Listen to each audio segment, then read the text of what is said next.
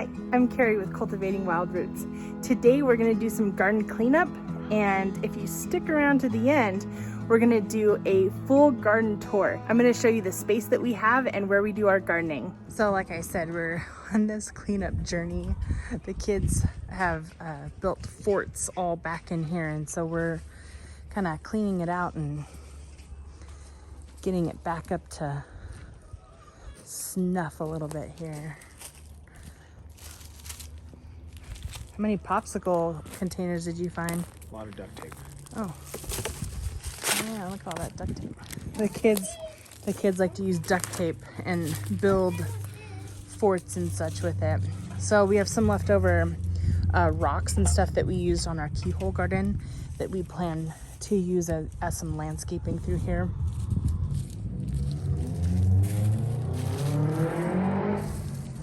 And they've got their little fort going on over there.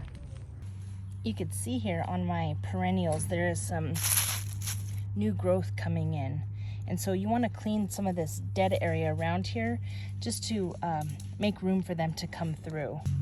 So that will be today's focus, just to go around each of my perennial plants and just clean up the area.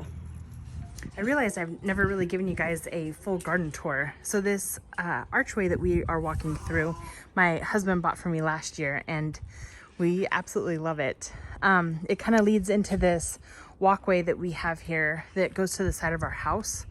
And then back there we have our compost bin where we throw all of our scraps and all of that. And then I'll show you kind of an overview, and then we'll kind of go in a little bit deeper. So this is our whole garden area that we put in 2020.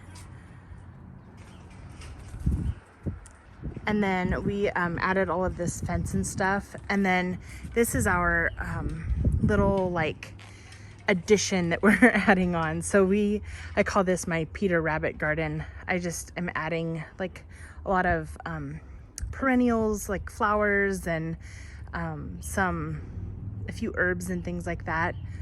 And then here and here we have elderberries, and so those are coming in. We'd like to do a pathway that kind of just goes down the center and then add some more garden areas next to it. And then back here we have these 3 bins or rings that we bought from North 40, and this one we have strawberries, this one is raspberries and blackberries, and then this is an empty one that we use just kind of for overflow because of course I start too many seeds and plant too many things.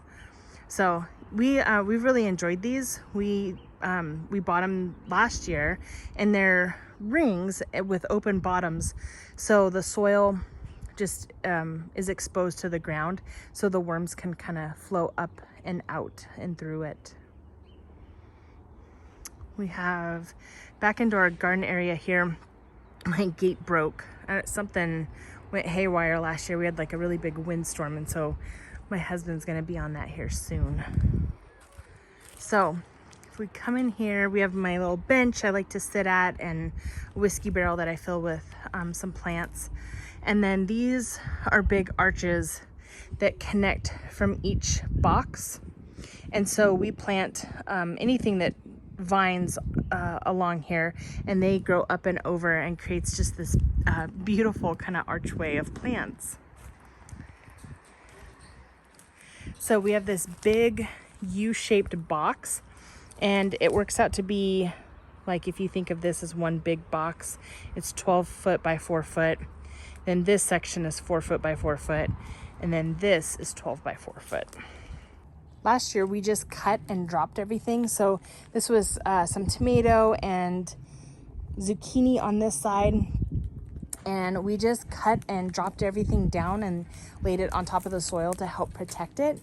So as we get ready to come to plant out here, we will eventually clean this up.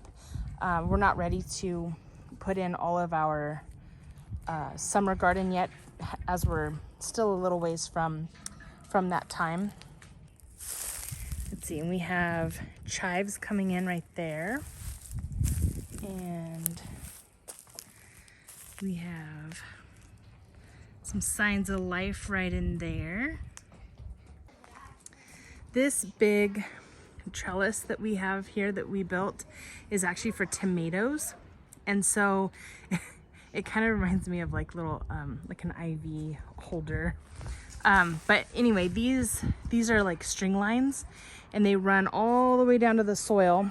And then as your tomatoes grow, you wrap them around the string, and it allows them to vine straight up and keeps the airflow good and allows them to not kind of fall over, and it's easier for pruning and all kinds of stuff. So we enjoyed that last year.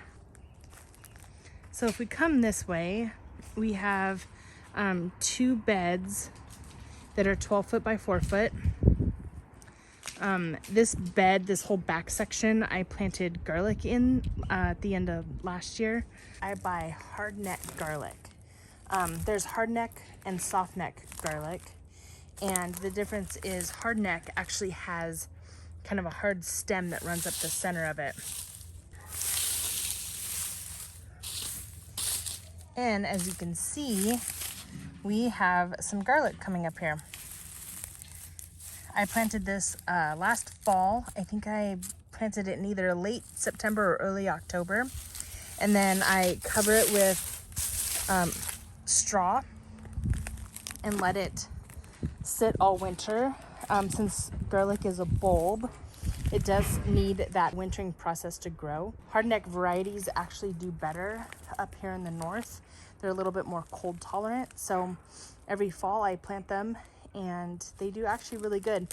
So I did almost 3/4 of this bed in garlic last year. In this bed, we've hooped. We have some rebar that we threw into the soil there, and then we hooked the PVC pipe on, like, into the rebar or over the rebar, and so we can do like a kind of a high tunnel or low tunnel, or maybe a medium tunnel. I don't know what you'd call it. It's not technically a high tunnel, and it's not really a low tunnel either. Then this is our keyhole garden.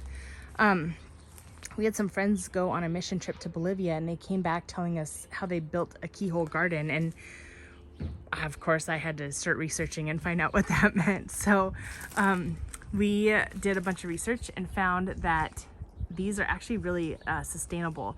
So if you can envision like a keyhole here, that center ring inside is actually for your compost.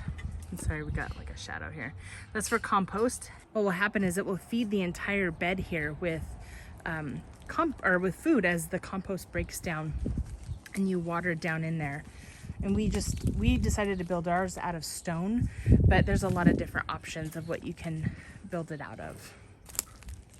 And then coming back this way, I've got a little whiskey barrel there. I am going to do something that likes a little bit more shade, because I planted a few things in there last year and they didn't do very good. And I think it was just too shady there for them. I just want to encourage you, like, we are doing this in our little backyard spot, and by no means do we have this huge farm or anything like that, but we just kind of have this dream to be sustainable, or I don't know, just more self-sufficient, I guess. And so we chose to start this in our backyard, and even though we don't have a huge farm, or even a small farm at that, we've made best with what we have, and we're just making it work with where we're at. You know, you can do that too. You can just have a dream and build that dream wherever you're at. So I just want to encourage you, whatever you can today, to do one step to just better yourself, to be more self-sufficient, whether that's like putting in a tomato or whether it's putting in a full garden. Just do one thing to get a little bit better at growing and doing stuff for yourselves. If you like our content, like it down below and subscribe so that you can see more content from us. And be sure to share it with your friends too. Our goal is just to help you guys get better at this whole gardening life, and to be able to do more things like this in your own backyard.